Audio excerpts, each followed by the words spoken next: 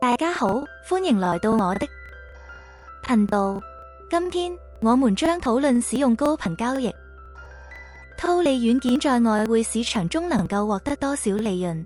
我會一步一步為大家講解，讓大家能夠清楚地了解它的運作方式。現在我們開始吧。這是我最新的真實實盤賬戶對賬單，我會一邊展示，一邊為大家詳細講解，讓大家能夠清楚地看到每一個細節。正如大家現在看到的，這個賬戶的初始入金為$30,000，你可以在屏幕上查看這筆入金記錄。隨後我們獲得了大約$32,454的利潤，目前賬戶餘額為$37,920，這就是我最新的真實實盤賬戶對賬單。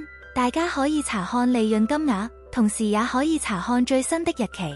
接下來我將向大家展示賬戶的交易歷史，你可以親自查看所有內容，屏幕上顯示的信息都可以進行核實。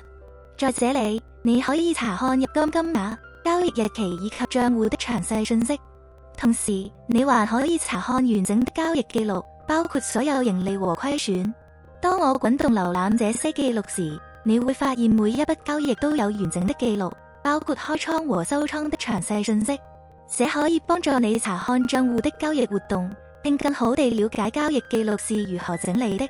我的目標是盡可能清晰地向大家展示整個賬戶，讓你不會錯過屏幕上的任何重要信息。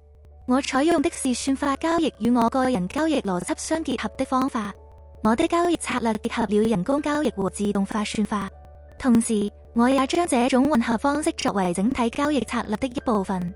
現在讓我向大家展示完整的交易歷史，這裡就是整個賬戶的交易歷史。我還會向大家展示這份賬戶報告，你可以查看賬戶名稱，並且可以確認這是一個真實的實盤交易賬戶。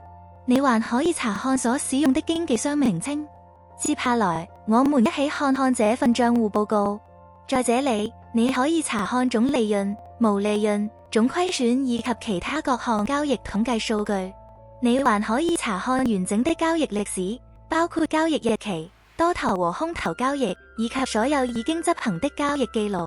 你也可以查看交易品種，我們的交易主要集中在黃金以及外匯貨幣對。此外你還可以查看賬戶的風險水平以及最大回撤。這些統計數據能夠幫助你了解賬戶的整體表現、交易活動以及所選時間段內的歷史交易結果。這就是我最新的真實實盤賬戶對賬單。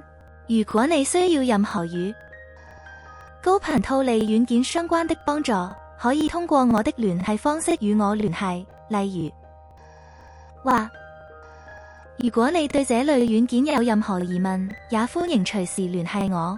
我很樂意為你提供幫助，並根據我能夠提供的信息回答你的問題。如果你喜歡這期視頻，請點讚、訂閱我的頻道，並分享給你的朋友和家人。如果你有興趣購買這款軟件，也可以直接聯繫我，我很樂意為你提供協助。感謝大家觀看本期視頻，我們下期視頻再見。